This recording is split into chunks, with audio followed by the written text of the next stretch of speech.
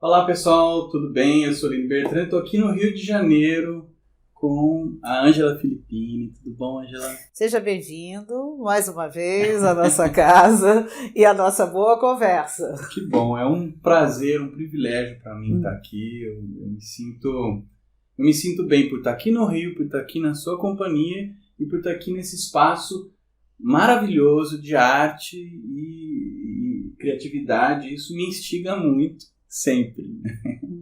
Agradeço por isso. E hoje nós vamos falar um pouquinho sobre arte-terapia e envelhecimento ativo, né? Mas antes, para o pessoal que ainda não te conhece, porque apesar de você já ter participado 2 vezes, né, nos 2 primeiros congressos, deve ter alguém que não te conheça ainda. Comenta brevemente sobre você, sobre os seus projetos, sobre as suas coisas, por favor. Eu sou Ângela Filippini, sou arte-terapeuta, sou gestora de uma instituição de arte-terapia que se chama Pomar, e que desde 2004 ela faz cursos de pós-graduação em arte-terapia e desde 1984 ela faz cursos de formação em arte-terapia. E esse assunto que a gente vai tratar hoje aqui foi tema da minha tese de doutorado. Eu fiz doutorado em Ecologia Social num programa que se chama EIPOS, na UFRJ, e eu pesquisei justamente isso, o envelhecimento ativo, e aí eu gostaria de compartilhar algumas questões, fazendo a conexão com o trabalho dos arte-terapeutas. Muito bom, Ângela. Então, vamos introduzir esse tema, né? A relação entre a arte-terapia e o envelhecimento ativo, né? Explica para o pessoal primeiro o que é arte-terapia, depois a gente passa para explicar o que é o envelhecimento ativo e a gente junta as coisas. Tá bom, então vamos começar por arte-terapia, que é um processo terapêutico que usa a mediação, né, das modalidades expressivas, plásticas e artísticas para permitir que as pessoas produzam imagens que vão dar notícias da sua psique, do seu mundo interno, dos seus conflitos. E na medida que isso está materializado, as pessoas têm um tempo para dialogar com essas mensagens, né, que vêm assim, de níveis muito profundos da vida psíquica, compreender, elaborar, transformar e poder construir novas possibilidades de estar no mundo. Basicamente, né, essa é uma forma da gente falar sobre o que é arte-terapia, existem muitas outras. Né? Depois a gente pode dar uma volta e gravar alguns elementos de arte-terapia. Sim, das modalidades expressivas. Mas eu vou também contar um pouco como isso pode ajudar as pessoas que são chamadas de velhos. Podemos, perfeito. Então, falar sobre isso? Claro. Pois bem, aqui no Brasil, velho é aquele que fez 60 anos em 1 segundo. Mas em outros países, velho é aquele que tem 65 anos em 1 segundo. E a gente já tem notícias de países que estão considerando que velho é aquele que tem 75 anos. Então, já aí a gente começa a ver que o envelhecimento ele demanda um olhar polissêmico, né? Depende de quem olha, depende de que ângulo se olha. E aí eu vou olhar do ponto de vista do arte-terapeuta, que é aquele, então, que pode oferecer essa mediação não verbal, para as pessoas tomarem conhecimento de processos internos que às vezes elas ignoram. Né? Tá? E o que é, então, essa dinâmica do envelhecimento ativo? Envelhecimento ativo é um conceito, né, que foi criado pela OMS, a Organização Mundial de Saúde, e que pressupõe que o indivíduo, para ser considerado um velho ativo, ele precisa manter a sua autonomia na medida do possível, manter os seus projetos e aprender a conviver com uma coisa que a gente chama de senescência, que é aquele conjunto de variáveis que vai se instalando no nosso corpo, né, na nossa fisiologia, que traz assim, algumas limitações. Por exemplo, isto aqui é um exemplo da senescência. Mas nada que um óculos, né, para perto não resolva. E uma das coisas que é importante trabalhar no envelhecimento ativo é essa consciência e essa aceitação que você vai construindo maneiras, né? Então, você andava rápido, você passa a andar um pouco mais devagar. Se o seu joelho doer muito, você vai usar uma bengala para se apoiar. Mas se a sua perna ficar um pouco fraca, você pode fazer uso de uma cadeira de rodas. Mas nada disso te impede de fazer uma porção de coisas que você queira fazer. Esse é o conceito do envelhecimento ativo. E isso é muito importante. Não é você se transformar num super velho que vai fazer triatlo. É simplesmente você vai se manter ativo no limite de suas possibilidades. E o arteterapeuta, naturalmente, pode ajudar muito.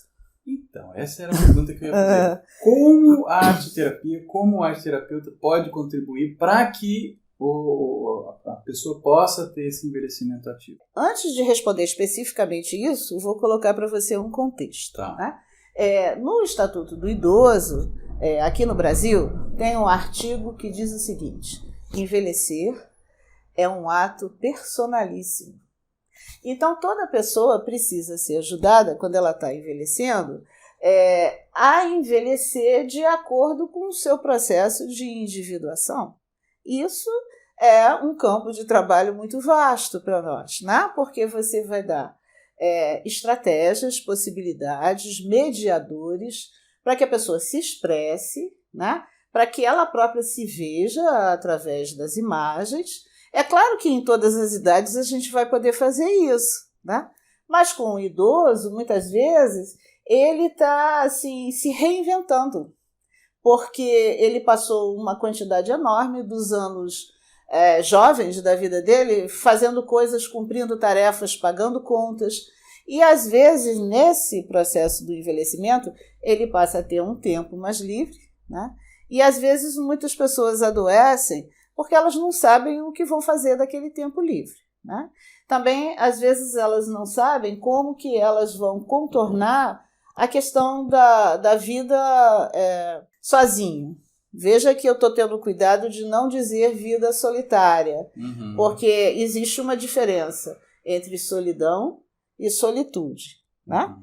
Solitude é quando o indivíduo descobre e toma posse do fato que ele é uma ótima companhia para ele mesmo, né? Solidão é quando você acha que para ficar bem você precisa de ter pessoas por perto, não necessariamente. Então, o arteterapeuta, nesse sentido, ele tem muitas coisas a contribuir. E se fala que o idoso tem muita história para contar, né? Mas não tem muita gente para ouvir, não, né? Então, você dá acesso para que as pessoas possam contar suas histórias, desenhar suas histórias, pintar suas histórias, modelar suas histórias, filmar suas histórias. É muito interessante, quando você trabalha com um idoso, que você faz uma pequena entrevista com ele, né? E depois você mostra, para você poder trabalhar a autoimagem. E quando o idoso está no processo de senescência, e aí na semana seguinte ele esqueceu o que ele te contou, você pega aquela entrevista, mostra para ele e diz assim: olha só, você me contou até aqui. Quem sabe hoje você me conta um pouco mais. Então, você não precisa deixar o idoso naquele círculo vicioso que a memória, né, recente dele está um pouco atingida e ele repete as histórias, ninguém tem paciência. Não precisa. Você mostra. Olha só, essa parte você já me contou, agora me conta outra. Tá? Então, e aí a história, puxa, de quantas maneiras a gente pode ilustrar uma história de vida? Puxa vida, muita. Não é? Muitas formas. Aí a gente tem aquele baú de possibilidades expressivas para ilustrar essas vidas longas. Contação, pintura, escultura, desenho, fotografia, colagem, tudo, né? Tudo. Exatamente. Que ótimo, que ótimo. E você vem trabalhando com esse tema, né, na prática. Como é que está sendo o resultado? Como que tanto os idosos estão recebendo, quanto os terapeutas, quanto aqueles que são atingidos, né, no entorno. Atingido é uma palavra ótima, né? Porque a hora que ele tem a oportunidade de se expressar, de criar uma nova relação com ele mesmo, que não tinha através da arte-terapia, através desse cuidado, né, o filho é atingido de alguma maneira. Alcançado, talvez. Alcançado, enfim. Sim, eu acho que você toca um ponto, André, que é super importante, porque pouco se fala sobre o envelhecimento no sentido de informar a população em geral, né? O próprio indivíduo que envelhece e a família do indivíduo que envelhece. Então, abordando o tema das famílias, as pessoas não sabem como lidar. E você escuta muito as pessoas dizendo assim, eu não consigo nem olhar, porque aquela pessoa que foi tão forte, que foi tão ativa, tão provedora, agora está dessa forma. Mas é claro que a gente precisa olhar. Não só a gente precisa olhar, como a gente tem que promover a convivência intergeracional, porque ela é extremamente geradora de saúde. Então, já aqui no Rio, a gente tem as terapeutas fazendo os ateliês intergeracionais. E aqui na casa mesmo nós temos um. Então, assim, fazer arte, tem idade para fazer arte? Não, né? Então, as pessoas vêm fazer arte-terapia juntas. Vem o neto, vem a mãe e vem a avó, ou o avô, ou a madrinha, ou a tia-avó. E é muito interessante, e são vários olhares sobre uma mesma atividade. Não tem por que separar. Por que tem que separar? Né? Por que você tem que criar lugares específicos que você vai apartar o idoso? Absolutamente. Até porque o legado de tudo que está numa cidade foi feito pelas pessoas que vieram antes. A gente precisa honrar esse legado, a mim parece. Tá? Então, assim, as famílias precisam ser ajudadas a criar situações que, inclusive, evitem a limitação e o constrangimento ao idoso. Então, eventualmente, sessões conjuntas em que você observe como é essa dinâmica. Porque eu não sei se você já reparou, André, tem filhos que, às vezes, eles se transformam em verdadeiros algozes. Porque não pode isso, não pode aquilo, você não pode fazer isso, você não pode fazer isso, você não pode comer. Gente, né? Essas coisas todas, elas precisam ser discutidas de uma forma mais fluida, mais delicada, que deixe o idoso confortável, né? E que, sobretudo, ele possa exercer esse aspecto do Estatuto do Idoso, que envelhecer é um direito pessoal. Cada um envelhece do jeito que bem quer. Né? E tem um artigo no Estatuto que fala, mas ele absolutamente não é cumprido, que as escolas deveriam promover atividades específicas para que as crianças e os adolescentes e os jovens soubessem o que é envelhecer. Tivessem exemplos, né? Você tem, assim, uma coisa muito, tipo a passagem do cometa, que é o dia das avós, que aí as avós vão lá e fazem alguma coisa. Aí acabou, mas o ano é cheio de muitos dias, não? As pessoas idosas poderiam participar de outras formas. Com certeza. E o arte-terapeuta, como que é diferente para o arte-terapeuta lidar com o idoso? Com certeza. É preciso fazer várias adaptações, né?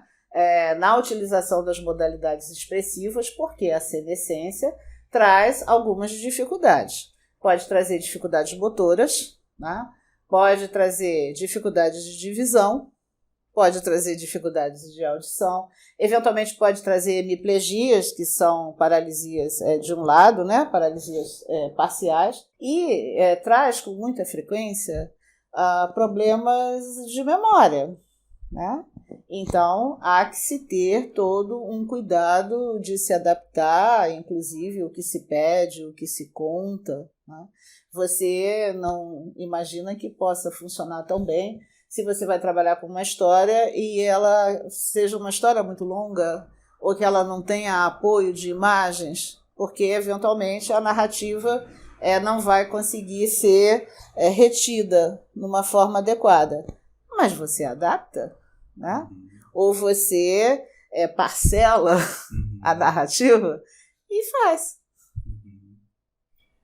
Me vem algumas reações, né? Por exemplo, sono, Eu vou te contar uma história.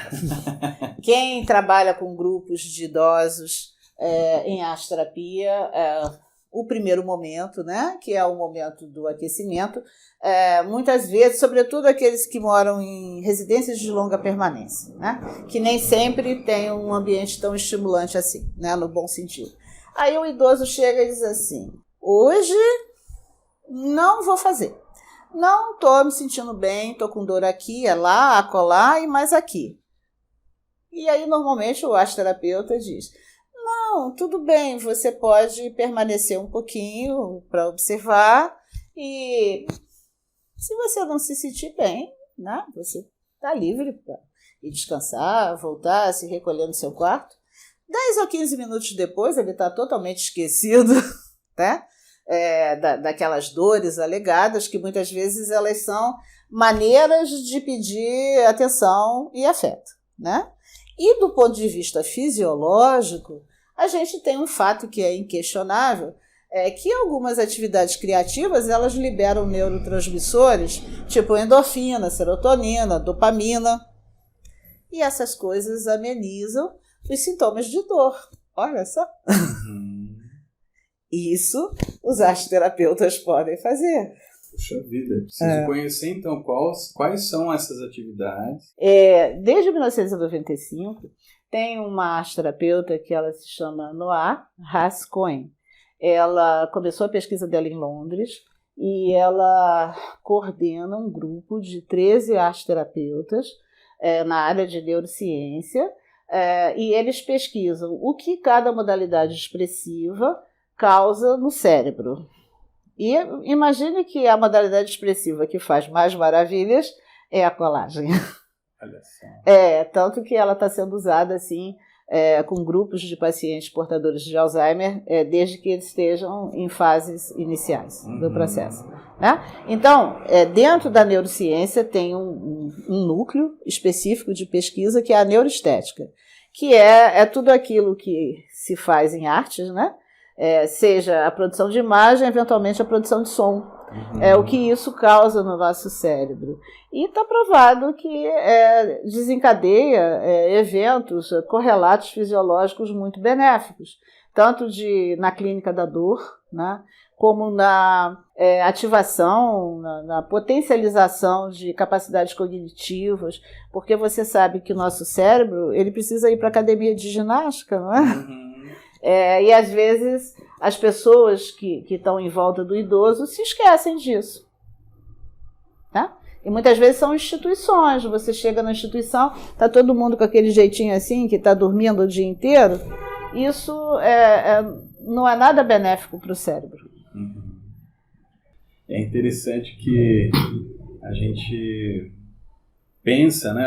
As pessoas em geral, elas pensam que fazer um desenho, fazer uma pintura, fazer uma colagem, fazer qualquer modalidade expressiva é só uma brincadeira, né? Ou é só uma questão simbólica que vai tornar visível o que está no inconsciente. É claro que sim, vamos tornar visíveis coisas que estavam no inconsciente.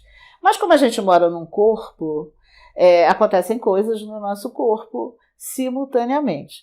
E veja que essa pesquisadora, né, a Noa, ela começou a pesquisa dela movida por uma razão que nem era assim uma razão tão fantástica, porque ela, na realidade, nessa época ela estava nos Estados Unidos e ela queria, junto com um grupo de arte-terapeutas, inserir a arte-terapia nos planos de saúde, como no rol de procedimentos. E aí, veja, a gente não pode chegar no plano de saúde e dizer assim, somos maravilhosos porque tornamos o inconsciente visível. O plano de saúde não se interessa por esse tipo de argumento. Então, eles tiveram que buscar argumentos que falassem a linguagem, né, do pessoal do plano de saúde, que eram os correlatos fisiológicos. Foi aí que a pesquisa começou. Puxa, que legal. Que né? legal. Que legal. E aqui, você está com um curso sobre isso? Especificamente sobre o nome do nosso curso é Envelhecimento Ativo, Arte e Subjetividade. Olha que legal.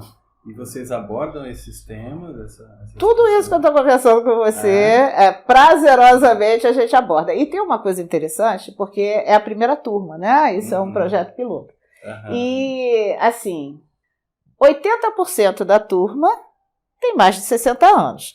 Eles são divertidíssimos e a gente diz, e eles estão completamente conscientes disso, que estão advogando em causa própria. Com certeza.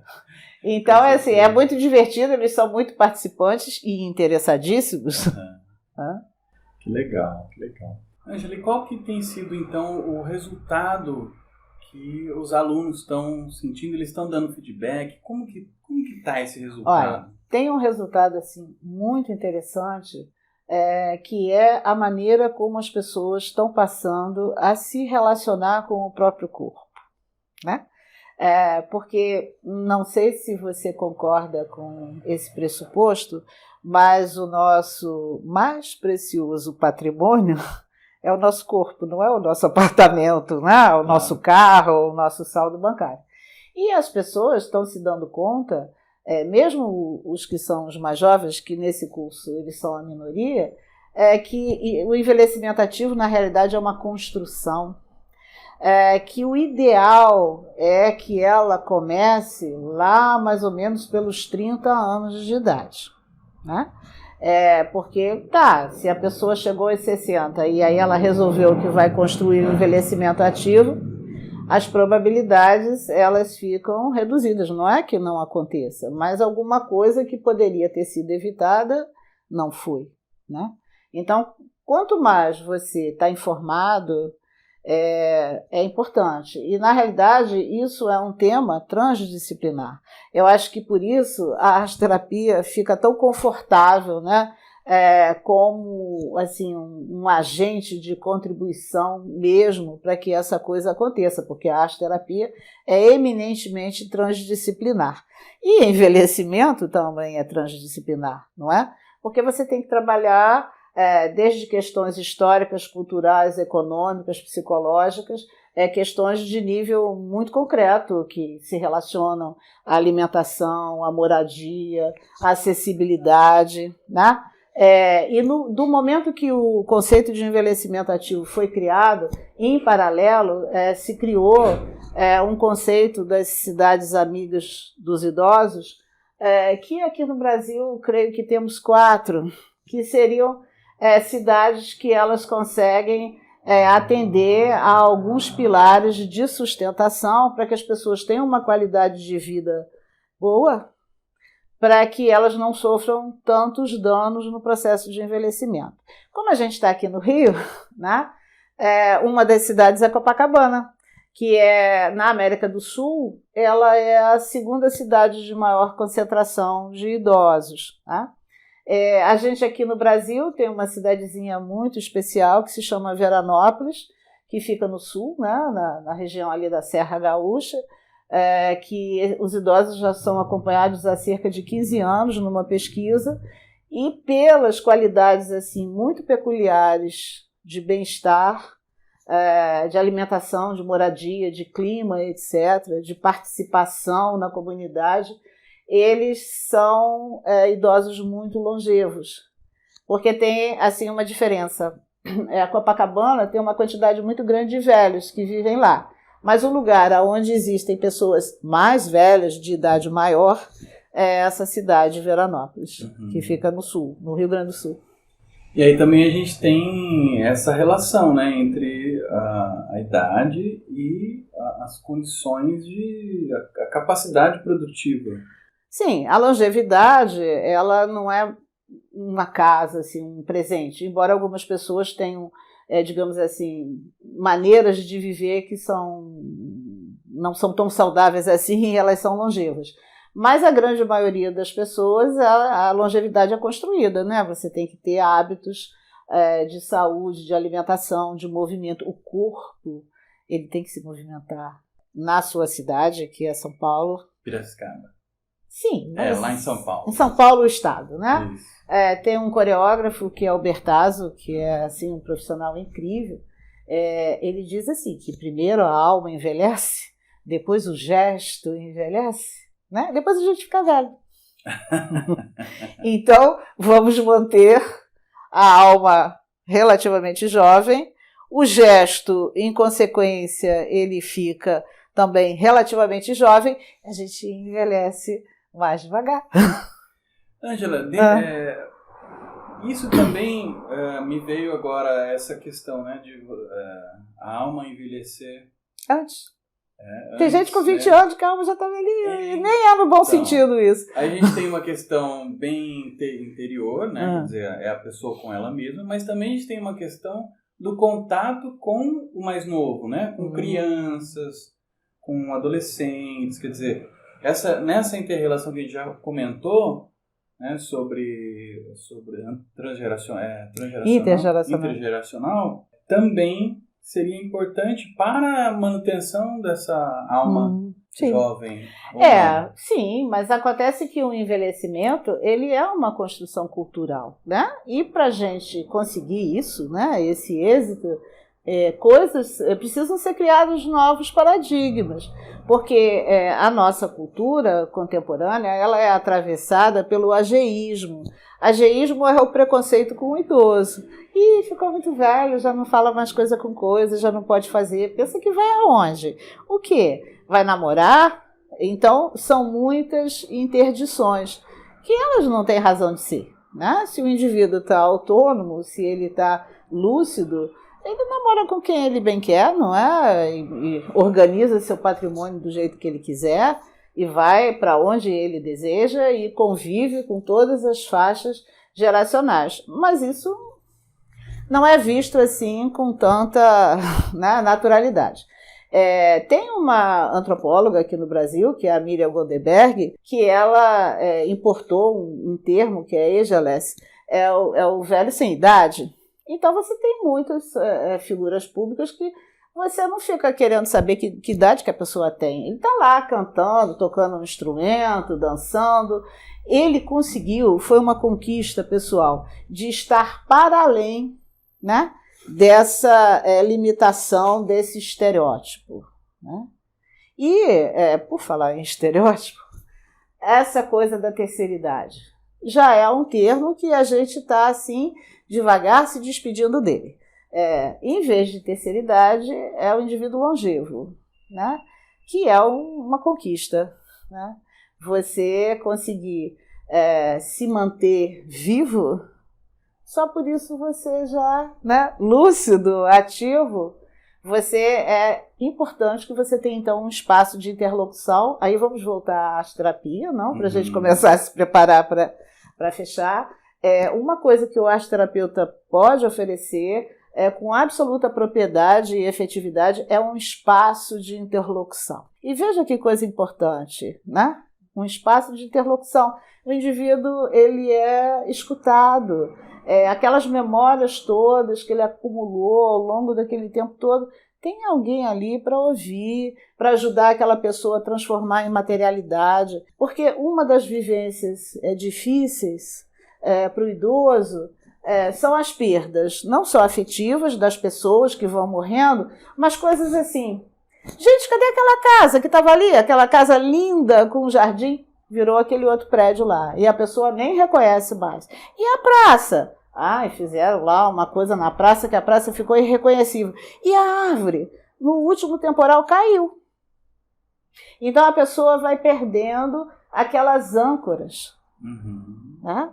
Só que a arte-terapia é um lugar de ancoramento, né? Cadê aquela árvore que estava ali que o último temporal derrubou? Ela está aqui, ó, acabei de pintar. Vou botar num quadro. E aí, quando eu chegar em casa, toda vez que chego em casa, eu vejo a árvore de novo, florida, daquele jeito que eu gostava. Isso nós podemos fazer bem pelas pessoas que nós acompanhamos. Puxa vida, que bacana isso, hein? E o arte-terapeuta, né, quando ele está lidando com o idoso, assim, qual a principal diferença que ele tem que ter se ele estiver lidando com o idoso e com alguém junto, com alguém da família? Isso é indicado ou não? Em circunstâncias, digamos assim, bem específicas. Porque se o idoso vem com um cuidador, porque ele precisa, para deambular, ele precisa de apoio, o cuidador não precisa ficar dentro da sala. Mas se você recebe um filho ou um neto, até para você observar um pouco daquela dinâmica familiar e depois você dar uma devolução de outras maneiras, eu creio que uma conduta assim que é prioritária é o respeito à individualidade do idoso, porque é muito comum, sobretudo em instituição, quando eles residem em instituição, que todo mundo se dá o direito de opinar no trabalho dele.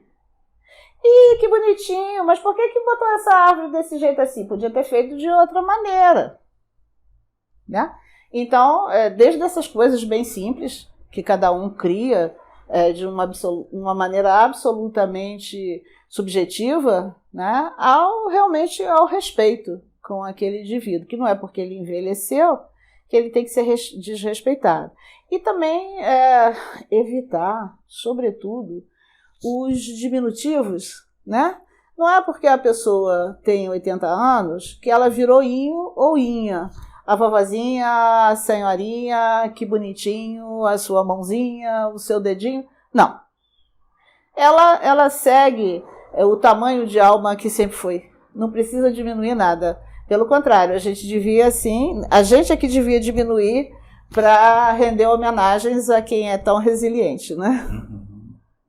E nesse sentido, é preciso um cuidado muito grande com grupos, então, com trabalho em grupo, né? Com o processo arteterapêutico em grupo. Sim, e também, muitas vezes, quando você faz o trabalho institucional, com outros profissionais que estão um pouco distantes do universo da arte-terapia, de assinalar que aquele espaço de interlocução precisa ser respeitado, né? Na realidade, aquilo é um espaço sagrado, e enquanto dura o horário daquele encontro, pertence àquelas pessoas que estão ali, né? Não é um espaço nem para ser toda hora assim, visitado, digamos assim, e menos ainda que a produção das pessoas vai ser comentada ou julgada. Muito bom, Ângela. Olha, para encerrar, a gente falou várias coisas, né? Falamos sobre muitos assuntos aqui dentro desse tema. Para quem está ouvindo a gente, que pode ser uma mãe, pode ser um pai, pode ser um idoso, enfim. Mas que dica que você dá para essas pessoas que estão assistindo no sentido de fomentar esse trabalho com o idoso e o processo arte-terapêutico? Sim, eu acho que independente do processo arte-terapêutico, é mais uma questão do exercício de cidadania, não? O idoso, ele é um cidadão como todos, que precisa ser integrado à coletividade, ele precisa ser estimulado, ele precisa ser reconhecido e, sobretudo, ele precisa ser respeitado. Se tudo isso puder ser feito em situações que envolvam a arte, a cultura, a música, isso vai ser muito bom para a qualidade de vida e o bem-estar do idoso. Porque, simultaneamente, vão ser ativadas capacidades cognitivas e processos afetivos que geram bem-estar. E, Ângela, me veio agora o seguinte, a gente não precisa ficar esperando, né, o órgão público fazer, claro nada disso, não, né? A gente imagina. pode promover isso em casa, né, na conversa. Ou com um vizinho, um vizinho que às vezes mora só, né? Você sabe que eu morei num bairro lá em Piracicaba, e eu até hoje não sei quem fez, mas com certeza foi alguém que tinha tempo disponível, né? E a gente imagina que tenha sido alguém que já é idoso, que já passou para... Enfim, mas foi transformado um jardim, um espaço público. Sim. Que ninguém cuidava, uma coisa que estava horrível, transformou um espaço maravilhoso com flores, com capacete que ia ser jogado fora, pintado, que virou vaso. Então, às vezes aquilo que é descartado, né, que seria descartado, ou um espaço que seria pode servir de um espaço momento, comunitário. criativo exatamente, né? de criação compartilhada. E assim, acho interessante você trazer isso, porque tem muitos idosos envolvidos em projetos de hortas comunitárias, em projetos de transformar terrenos baldios em lugares onde se plantam coisas para se comer. Até porque é do interesse deles, porque a renda diminui. Então, usar esses espaços antes ociosos para gerar comida para todos. Eu acho que é uma lembrança interessante essa que você traz. Tem muita coisa que dá para fazer usando, né, aproveitando, digamos assim, o conhecimento. Sim. Eu acho que a questão principal, André, e com essa mesmo a gente pode encerrar, que é a seguinte: em a gente se mantendo vivo, olha que a gente envelhece. É inexorável. Com certeza. Então é melhor não só a gente se cuidar, como a gente cuidar dos outros que estão à nossa volta, do nosso meio ambiente, não é? Que nos faculta uma qualidade de vida melhor. E a arte-terapia é um excelente recurso para tudo isso. Com certeza. Concordo com Ângela, muito obrigado. Imagina. Agradeço muito, muito essa conversa, que para mim acrescentou muito. Espero que tenha acrescentado para vocês também. Gratidão. Eu é que agradeço.